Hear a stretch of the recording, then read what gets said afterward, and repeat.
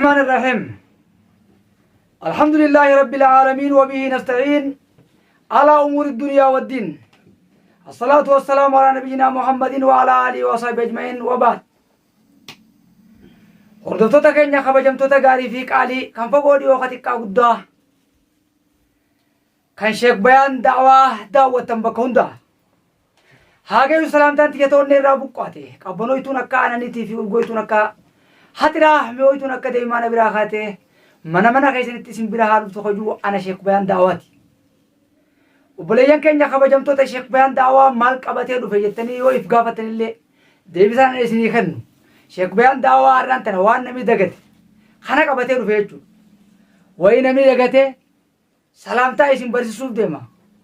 Kana itti aansuun du'aa isinii godhee xumuruu deema jechuudha. Isin eegan aamini jibbeen aamini wadaa jibbee dhiiftanii aamiin jechuu qabdan. Du'aayin aaminaatii fi aamini walitti yaadu. Tanaafuu obboleeyyan keenya kabajamtoota. Eegaan Rabbi faarsee Nabi Muhammad sallallahu alaihi wasallam ergama Rabbi sayyida anbiyoota irratti nagaya rahmata buuse booda eegaan isin salaame gama yaada kiyyaatti ichi deebi'a. Nabiin keenya alayhi salaam ikkije afshu salaama alaa man arafta wa man lam taarif. Nama beektuu fi kan hin beekne assalaamu alaikum jii bira kutii je. Salaamtaan zamana kana nama beekan qofa taate. Namni waliin beekne salaamtaa akka waliin hin jenne kun dogoggora. Salaamtaan namuma islaamaa taanaan nama beektuu fi kan hin beekne hundaa'uu assalaamu alaikum jettee bira kutuu si barbaachisaadha. Innis wa alaikum salaam jee si deebisee kutuudha. Kanatti aansuun salaamtaan tun inumaahuu haqa islaamni islaamarraa qabu jechuudha. Hayni islaamni islaamarraa qabu kami hoggaadha obboleessa kee qunnamtee assalaamu alaikum isaan jiije. Haqa guddaa islaamni islaamarraa qabu assalaamu alaikum jaanii walitti ol seenuun assalaamu alaikum jaanii wal bira kutuun akkasuma yoggaa inni assalaamu alaikum sin jee ati wa alaikum salaam jettee jalaa deebisuun. Salaamtaan tun fardul kifaaya moo fardul eenidha.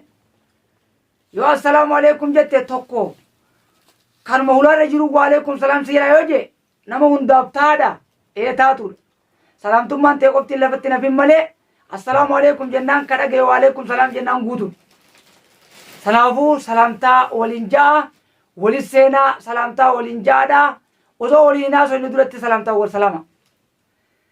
Akkasuma salaamtaan ajirii qabdi mas.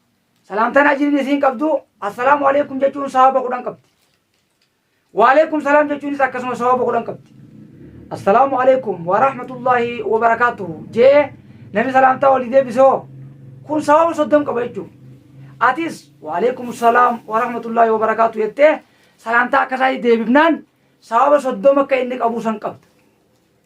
Yeroo salaamtaan harkaa ta'u qubaa waliin jantunoo qubaa waliin juun tun dhummatan eegalamte salaamtaan qubaa walii barreessuun bakka ta'a afaaniin jiretti qubaa waliin barreessuun numa taati.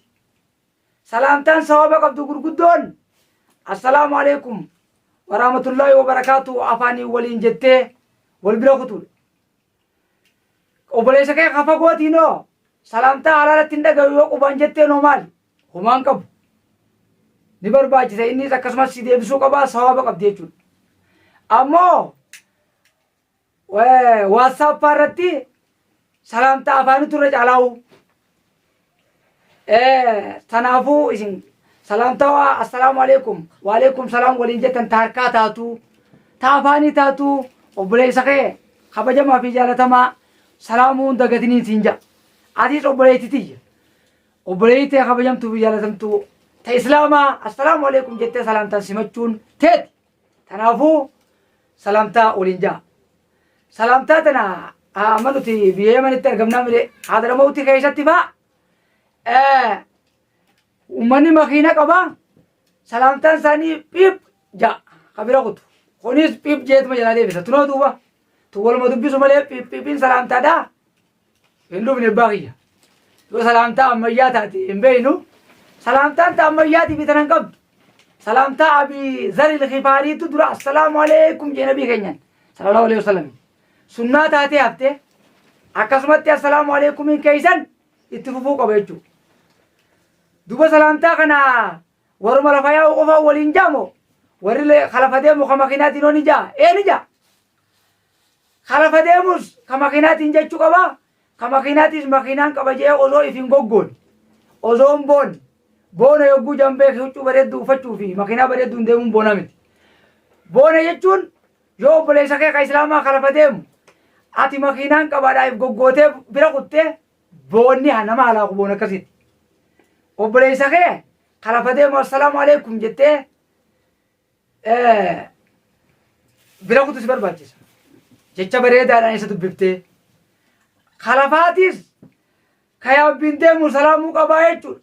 Hatta harreen deemuu mantan wanni qoran makiina farda gaala zabana kana gaa makiina tanaafuu salaamtaa khalafa deemuu ka makiinaadhaan deemu khalafaa akkan daganneen siidaa obboleessa kiyya ka islaamaa obboleetti ta islaamaa ka lafa deemus ka makiinaan deemu akkam ijjaani makiinaan ceetee bira kutti harkatti ol qabeetuma assalaamu alaikum jaa innis jalaa deebisa.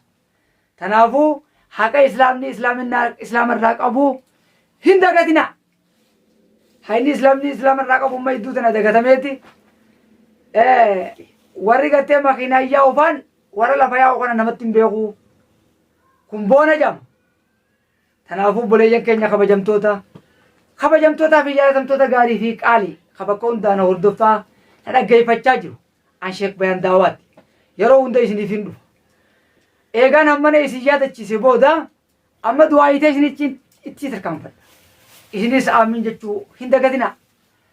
Obboleessa kiyya kabajamaa obboleeyyi tiyya kabajamtu inni ilmi namaa aadamummaa fi haawa dhiirumaa fi dhalaadha. Isin hundaa'uu rabbi isin haa milkeessu. Haajaa muraata keessan rabbi isin haa guutu.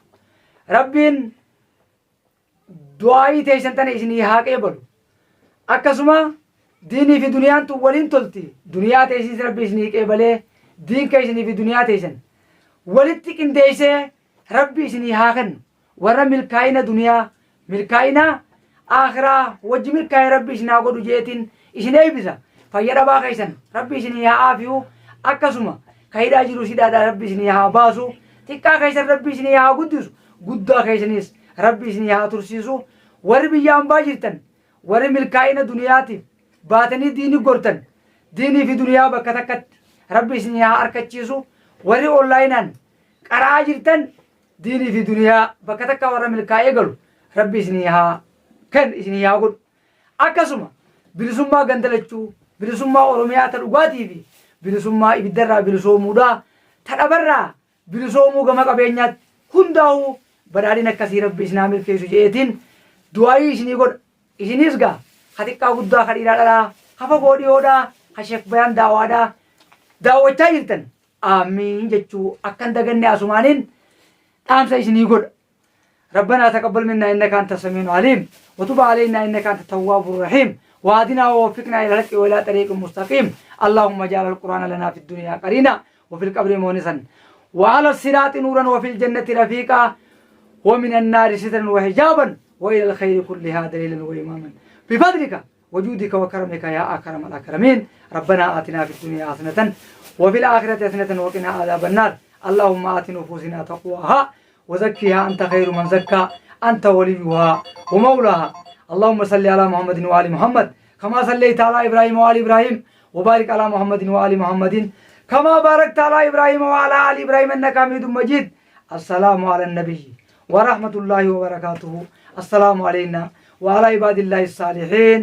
وأنا دقيقة بقلتهما عن شيخ بيان دعواتي والسلام عليكم ورحمة الله وبركاته.